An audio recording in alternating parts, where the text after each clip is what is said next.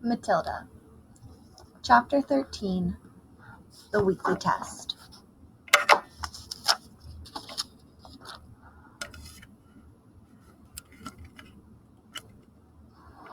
At 2 o'clock sharp, the class assembled, including Miss Honey, who noted that the jug of water and the glass were in the proper place. Then she took up a position standing right in the back. Everyone waited. Suddenly, in marched the gigantic figure of the headmistress in her belted smock and green breeches. "Good afternoon, children," she barked. "Good afternoon, Miss Trunchbull," they chirped.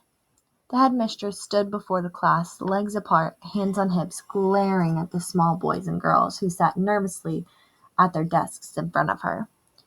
"Not a very pretty sight," she said. Her expression was one of utter distaste, as though she were looking at something a dog had done in the middle of the floor. "What a bunch of nauseating little warts you are." Everyone had the sense to stay silent. "It makes me vomit," she went on, "to think that I am going to have to put up with a load of garbage like you in my school for the next 6 years. I can see that I'm going to have to expel as many of you as possible as soon as possible to save myself from going around the bend." She paused and snorted several times. It was a curious noise. You can hear the same sort of thing if you walk through a riding stable when the horses are being fed. "I suppose," she went on, "your mothers and fathers tell you you're wonderful. Well, I'm here to tell you the opposite, and you better believe me. Stand up, everybody." They all quickly got to their feet. "Now put your hands out in front of you, and as I walk past, I want you to turn them over so I can see that they are clean on both sides." The Trunchbull began to slow march along the rows of desks, inspecting the hands. All went well until she came to a small boy in the second row. "What's your name?" she barked. "Nigel," the boy said. "Nigel what?" "Nigel Hicks," the boy said. "Nigel Hicks what?" the Trunchbull bellowed. She bellowed so loud she nearly blew the little chap out the window. "That's it," Nigel said, "unless you want my middle name as well." He was a brave little fellow, and one could see that he was trying not to be scared of the Gorgon who towered above him. "I do not want your middle name, you see your blisters," the Gorgon bellowed. "What is my name?" "Miss Trunchbull," Nigel said. "Then use it when you address me. Now then, let's try again. What is your name?" "Nigel Hicks, Miss Trunchbull," Nigel said. "That's better," the Trunchbull said. "Your hands are filthy, Nigel. When did you last wash them?" "Well, let me think," Nigel said. "That's rather difficult to remember exactly. It could have been yesterday, or it could have been the day before."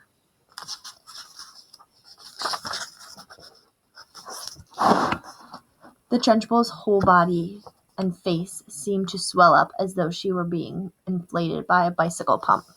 "I knew it," she bellowed. "I knew as soon as I saw you that you were nothing but a piece of filth. What is your father's job? A sewage worker?" "He's a doctor," Nigel said, "and a jolly good one. He says we're all so covered with bugs anyway that a bit of extra dirt never hurts anyone." "I'm glad he's not my doctor," the Trunchbull said. "And why, might I ask, is there a baked bean on the front of your shirt?" "We had them for lunch, Miss Trunchbull." "And do you usually put your lunch on the front of your shirt, Nigel? Is that what this famous doctor father of yours has taught you to do?" "Baked beans are hard to eat, Miss Trunchbull. They keep falling off my fork." "You're disgusting," the Trunchbull bellowed.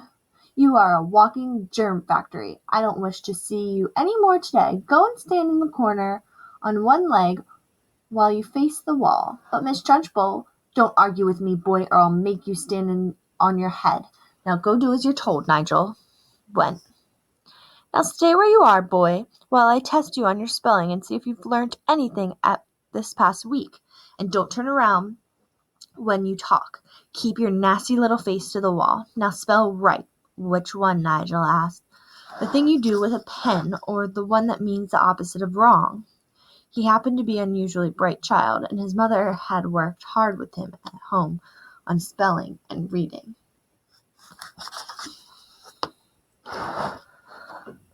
"The one with the pen, you little fool." Nigel spelled it correctly, which surprised the Trunchbull. She thought she had given him a very tricky word, one that he wouldn't yet have learned, and she peeved that he had succeeded.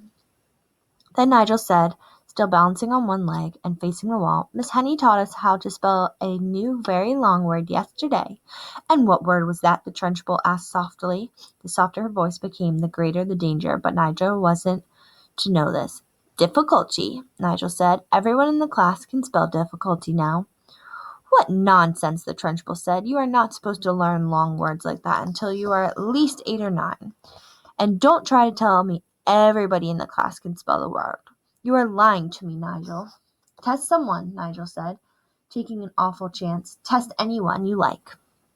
The Trunchbull's dangerous, glittering eyes roved around the classroom. "You," she said, pointing to a tiny yet rather draft little girl called Prudence, "spelled difficulty." Amazingly, Prudence spelled it correctly and without a moment's hesitation. The Trunchbull was properly taken aback. "Humph!" she snorted. "And I suppose Miss Honey wasted the whole of one lesson teaching you to spell that one single word." "Oh, no, she didn't," piped Nigel. "Miss Honey taught it to us in 3 minutes, so we'll never forget it." "She teaches us lots of words in 3 minutes. And what exactly is the magic method, Miss Honey?" asked the headmistress. "I'll show you," piped up the brave Nigel again, coming to Miss Honey's rescue. "Can I put my other foot down and turn around, please, while I show you?" "You may do neither," snapped the Trunchbull. "Stay as you are and show me just the same." "All right," said Nigel, wobbling crazily on his one leg. "Miss Honey gives us a little song about each word, and we sing it together, and we learn to spell it in no time. Would you like to hear the song about difficulty?" "I should be fascinated," the Trunchbull said in a voice dripping with sarcasm. "Here it is," Nigel said. "Mrs. D, Mrs. I, Mrs. FFI, Mrs. C, Mrs. U, Mrs. LTY. That spells difficulty." "How perfectly ridiculous," snorted the Trunchbull. "Why are all these women married? And anyway, you're not meant to teach poetry when you're teaching spelling. Cut it out in the future, Mrs. Honey." But it does teach them some of the harder words wonderfully well," Miss Honey murmured. "Don't argue with me, Miss Honey," the headmistress thundered. "Just do as you're told." "I shall now test the class on multiplication tables to see if Miss Honey has taught you anything at all in that direction." The Trunchbull had returned to her place at the front of the class, and her diabolical gaze was moving slowly along the rows of teeny pupils. "You," she barked, pointing to a small boy called Rupert in the front row. "What is 2 sevens?" 16, Rupert answered with foolish ambition. The Trunchbull started advancing slow and soft-footed upon Rupert, in the manner of a tigress stalking a small deer. Rupert suddenly became aware of the danger signals and quickly tried again. "It's 18, he cried. 2 sevens are 18, not 16. "You ignorant little slug," the Trunchbull bellowed. "You witless weed. You empty-headed hamster. You stupid glob of glue." She had now stationed herself directly behind Rupert, and suddenly she extended a hand the size of a tennis racket and grabbed all the hair on Rupert's head in her fist. Rupert had a lot of golden-colored hair. His mother thought it was beautiful to behold and took delight in allowing it to grow a little extra long. The Trunchbull had a great dislike for long hair on boys, and she had for plaits and pigtails on girls, and she was about to show it. She took a firm grip on Rupert's long golden tresses with her giant hand, and then, by raising her muscular right arm, she lifted the helpless boy clean out of his chair and held him aloft. Rupert yelled. He twisted and squirmed and kicked in the air and went on yelling like a stuck pig, and Mrs. Trunchbull bellowed, 2 sevens are 14. 2 sevens are 14. I'm not letting go until you say it." From the back of the class, Miss Honey cried out, "Miss Trunchbull, please let him down. You're hurting him, and all his hair might come out." "And well it might. He doesn't stop wiggling," snorted the Trunchbull. "Keep still, you squirming worm."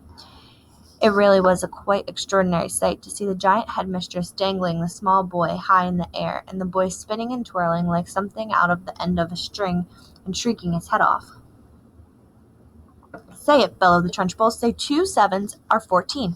Hurry up, or I'll start jerking you up and down, and then your hair really will come out, and we'll have enough of it to stuff a sofa. Get on with it, boy. Say 2 sevens are 14, and I'll let you go." Two sevens are 14, gasped Rupert, whereupon the Trunchbull, true to her word, opened her hand and quite literally let him go. He was a long way off the ground when she released him, and he plumped to the earth and hit the floor and bounced like a football. "Get up and stop whimpering," the Trunchbull barked. Rupert got up and went back to his desk, massaging his scalp with both hands. The Trunchbull returned to the front of the class. The children sat there hypnotized. None of them had seen anything quite like this before. It was splendid entertainment. It was better than a pantomime, but with one big difference.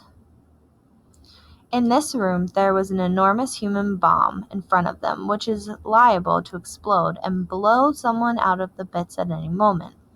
The children's eyes were riveted on the headmistress. "I don't like small people," she would say. "Small people should never be seen by anybody. They should be kept out of sight in boxes like hairpins and buttons. I cannot wait for the life of me see why children have to make so long to grow up. I think they do it on purpose." Another extremely brave little boy in the front row spoke and said, "But surely you were a small person once, Miss Trunchbull, weren't you?" "I was never a small person," she snapped. "I have been large all my life, and I don't see why others can't be the same way." "But you must have started out as a baby," the boy said. "Me, a baby?" shouted the Trunchbull. "How dare you suggest such a thing? What a check! What infernal insolence!" "What's your name, boy? And stand up when you speak to me." The boy stood up. "My name is Eric Ink, Miss Trunchbull," he said. "Eric what?" the Trunchbull shouted. "Ink," the boy said. "There is no such name." "Look in the phone book," Eric said. "You'll see my father there under Ink." "Very well, then," the Trunchbull said. "You may be Ink, young man, but let me tell you something. You're not incredible. I'll very soon rub you out if you are trying to get clever with me. Spell it." "I don't understand," Eric said. "What do you mean, spell it?" "Spell what, you idiot? Spell the word what?" "W-O-T," Eric said, answering too quickly. There was a nasty silence. "I'll give you one more chance," the Trunchbull said, not moving. "Ah, yes, I know. It's got an H in it. W-H-O-T. It's easy." In 2 large strides, the Trunchbull was behind Eric's desk, and there she stood, a pillar of doom, towering over the helpless boy. Eric glanced fearfully back over his shoulder at the monster. "I was right, wasn't I?" he murmured nervously. "You were wrong," the Trunchbull barked. "In fact, you strike me as the sort of poisonous little pockmark that will always be wrong. You sit wrong, you look wrong, you speak wrong, you are wrong all around. I will give you one more chance to be right. Spell what?" He hesitated. Then he said very slowly, "It's not W-O-T, and it's not W-H-O-T. Ah, I know. It must be W-H-O-T-T." Standing behind Eric, the Trunchbull reached out and took hold of the boy's 2 ears, with one in each hand, pinching them between her fingers and thumb. "Ow!" Eric cried. "Ow, you're hurting me." "I haven't started yet," the Trunchbull said briskly. And now, lifting a firm grip on his 2 ears, she lifted him boldly out of his seat and held him aloft. Like Rupert before him, Eric squealed the house down. From the back of the classroom, Miss Honey cried out, "Miss Trunchbull, don't! Please let him go. His ears might come off." "They'll never come off," the Trunchbull shouted back. "I have discovered through long experiences, Miss Honey, that the ears of small boys are stuck very firmly to their heads." "Let him go, Miss Trunchbull, please," begged Miss Honey. "You could damage him. You really could. You could wrench them right off." Ears never come off, the Trunchbull shouted. They stretched most marvelously, like these are doing now, but I can assure you they never come off. Eric was squealing louder than ever and pedaling the air with his legs. Matilda had never before seen a boy, or anyone else like that matter, held aloft by his ears alone. Like Miss Honey, she felt sure the boy's ears were going to come off at any moment with the weight that was on them. The Trunchbull was shouting, "The word what is spelled W-H-A-T. Now you spell it, you little wart." Eric didn't hesitate. He learned from watching Rupert a few minutes before that the quicker you answer, the quicker you are released. "W-H-A-T, he squealed, "spells what?" Still holding him by the ears, the Trunchbull lowered him back into his chair behind his desk. Then she marched back to the front of the class, dusting off her hands once against the other like someone who had just been handling something rather grimy. "That's the way to make them learn, Miss Honey," she said. "You take it from me, it's no good just telling them. You've got to hammer it into them. There's nothing like a little twisting and twiddling to encourage them to remember things. It concentrates their minds wonderfully. You could do them permanent damage, Miss Trunchbull," Miss Honey cried out. "Oh, I have. I'm quite sure I have," the Trunchbull answered, grinning. "Eric's ears will have stretched quite considerably in the last couple of minutes. They'll be much longer now than they were before. There's nothing wrong with that, Miss Honey. It'll give him an interesting pixie look for the rest of his life. But, Miss Trunchbull, oh, do shut up, Miss Honey. You're as wet as any of them. If you can't cope in here, then you can go ahead and find another job in some cotton wool private school for rich brats. When you have been teaching for as long as I have, you'll realize that it's no good at all being kind to children. Read Nicholas Nickleby, Miss Honey, by Mr. Dickens. Read about Mr. Wackford Squeers, the admirable headmaster of Dotheboys Hall. He knew how to handle the little brutes, didn't he? He knew how to use the britch, didn't he? He kept his backside so warm you could have fried eggs and bacon on them. A fine book, that, but I don't suppose this bunch of morons we've got here will ever read it because by the look of them, they are never going to learn to read anything." "I have read it," Matilda said quietly. The Trunchbull flicked her head around and looked carefully at the small girl with dark hair and deep brown eyes sitting in the second row. "What did you say?" she asked sharply. "I said I've read it, Miss Trunchbull." "Read what?" "Nicholas Nickleby, Miss Trunchbull." "You are lying to me, madame," the Trunchbull shouted, glaring at Matilda. "I doubt there is a single child in the entire class who has read the book, and here you are, an unhatched shrimp sitting in the lowest form there is, trying to tell me a whopping great lie like that. Why did you do it? You must take me as a fool. Do you take me for a fool, child?" "Well," Matilda said, then she hesitated. She would like to have said, "Yes, I jolly well do," but that would have been suicide. "Well," she said, again still hesitating, still refusing to say no.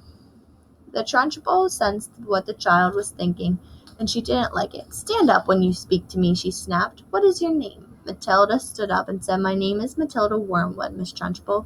"Wormwood, is it?" the Trunchbull said. "In that case, you must be the daughter of that man who owns Wormwood Motors." "Yes, Miss Trunchbull."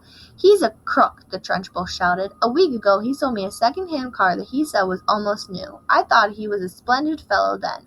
But this morning while I was driving that car through the village, the entire engine fell out on the road. The whole thing was filled with sawdust. The man's a thief and a robber. I'll have his skin for sausages, you see, if I don't." "He's clever at business," Matilda said. "Clever my foot," Miss Trunchbull shouted. "Miss Honey tells me that you are meant to be clever too." "Well, madame, I don't like clever people. They are all crooked." "You are most certainly crooked. Before I fell out with your father, he told me some very nasty stories about the way you have misbehaved at home." But you'd better not try anything in this school, young lady. I shall be keeping a very careful eye on you from now on. Sit down and keep quiet."